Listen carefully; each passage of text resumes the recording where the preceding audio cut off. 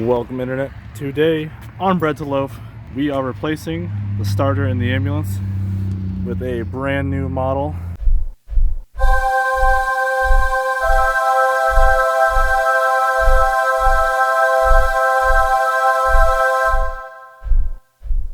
This is the 3 horsepower mini starter, high output. We got this off Amazon, really cheap. And as you can see, it comes with all new shims, bolts, hardware on the solenoid part. So we're going to be taking this and putting it on the ambulance. So we're going to be working underneath where the flywheel is. So the ambulance actually has one of these mini starters on it already. We just did the EFI swap, so go ahead and check that out. The video should be up. And during the process of the EFI swap, we may have ruined the teeth on the starter right here. Not to mention, the starter now sounds pretty sickly when it is cranked over to start the engine. So those two factors combined, along with the 1-year warranty which has now expired, we are going to be replacing it with a brand new model. So if you're going from a stock starter to this, you're going to see a lot of weight savings, better power too. We know we did when we did the first starter on it about 1.5 years ago. So it's very easy to put on and take off. It's just 2 bolts right there. They're staggered. Kit comes with brand new bolts and shims. And then there's a few connections on the back which are also easy. It's highly recommended you take a picture of your setup on the solenoid here before you go ahead and take it apart, so you know how to put it back together properly. And additionally, we're going to be using some silicone paste on the connectors right here, and that just keeps corrosion from happening and rust and water getting in there, all that bad stuff. So let's go ahead and get started, and I'll show you a before and after sound of the starter. Right now I think it sounds pretty sickly, so we're gonna go ahead and swap that out. So I'll show you that here.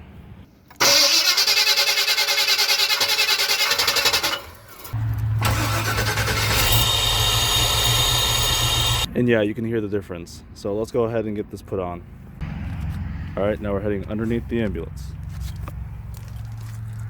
Okay, so now we're underneath the ambulance. Here's the starter right here, bolted up to the transmission bell housing, and it's just held on by 2 bolts, and then we have our connection up top.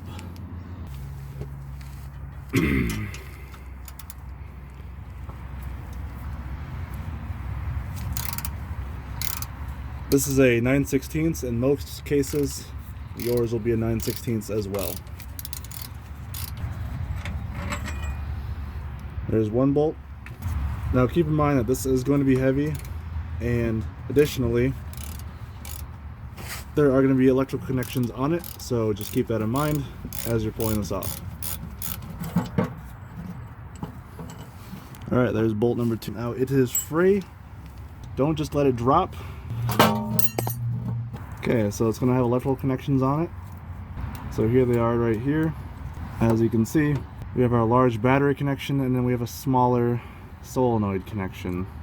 So let's go ahead and take those off. This larger battery terminal is 14mm. Okay, so that one had all these connectors on it. In our case, a large battery one and then smaller auxiliary ones here. So we'll make sure to put those on the same way. And now we have the smaller post right here. This is the solenoid activation, and it has a small nut like so. Okay, here we go. Got a little bit more light on the situation. Go ahead and get this terminal off. So here we go. We get this terminal off. This is a 8mm in this case. Pull this connection off. And there we go. She's entirely free. Okay, here's a side-by-side comparison. As always, make sure that your replacement parts match the old parts. In this case, they do. Got brand new bolts and hardware and shims, using those instead of the old ones. But otherwise, this looks very good. You got the same mounting points on both. So let's go ahead and get this installed.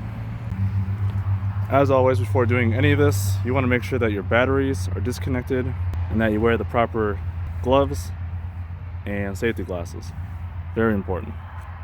So I've already done a bit of prep work already, so I took off the connections On this, I took off the nuts and bolts so we can just slide the new connections on while not underneath the vehicle. That helps a lot. So first connection is our one and only connection here, which is this small one. So I'm gonna go ahead and wipe down these connections first to make sure they're clean and free of debris that could hinder electrical contact. And it's good to see that the dielectric grease from 1.5 years ago is still on there and it did its job. Alright, with all those wiped down, we can go ahead and continue the install. So first we're going to take our smaller connection, which is this guy, and get that slid. First we're going to use a washer, then we'll put the connector on, and then a small lock washer, and then finally our nut.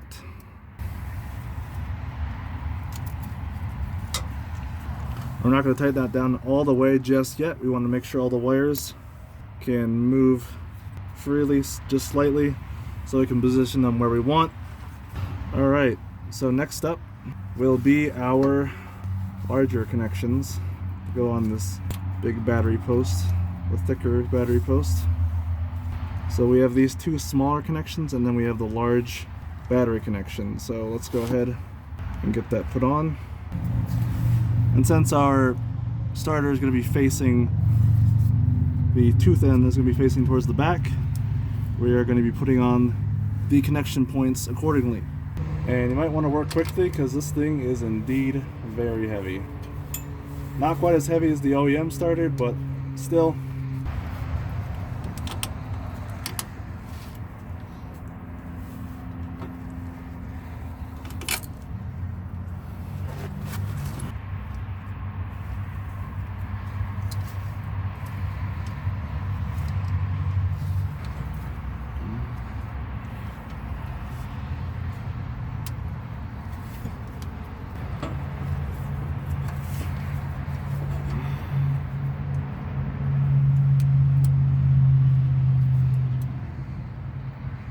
Okay, so our connections are on. Now we're going to go ahead and tighten them down. Alright, since these are lock washered, don't need to get it down too tight. Let's go ahead and make sure this connection is tight. Our smaller post, that feels pretty good. Again, it's lock washered, so we don't have to worry too much. And then now comes the important part, which is shims. So if your car came with a shim on it, use the same exact amount of shims and the same exact amount of spacing. For this one, it comes with 2 shims. Ambulance had 1 on it, so we're gonna go ahead and use 1 shim, a new shim that comes with the kit. So we're gonna go ahead and start our bolts and then put the shim through the hole on that side so it's started, and then we will go ahead and get the starter positioned into place where it should be.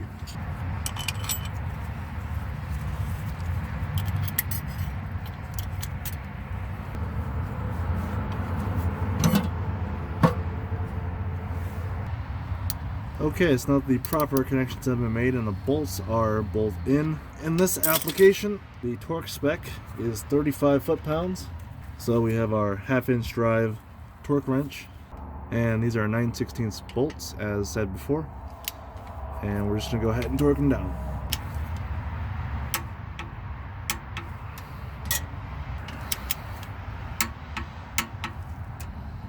And there we go, properly torqued. So last thing we're going to do is apply a little bit of silicone paste. I have a small bottle right here, and the great thing about having headers is we can actually reach the connections right between these spark plug wires. So you can see right down there are the connections. So I'm gonna go ahead and hit those with silicone paste, and then I will come back. Okay, as you can see, all the connections have been pasted, and now let's go give her a test. Okay, here we are inside the cabin, and we're gonna go ahead and try it out.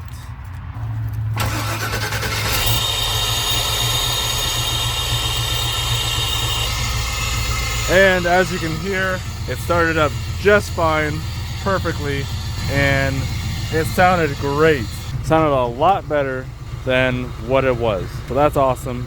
Job well done. Let's go ahead and listen to that one more time.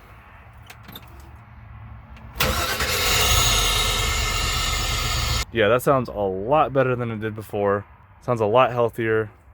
Seems like it has more power. So there you go. That's how you install a starter motor on a small block Chevy V8. If you haven't already, go and check out the rev kit on this vehicle. It's pretty dope. We also have a rev kit for the 1988 Buick. Go ahead and check that out too. Links will be down in the description. I want to thank y'all for watching, and this is Bread the Loaf, signing off.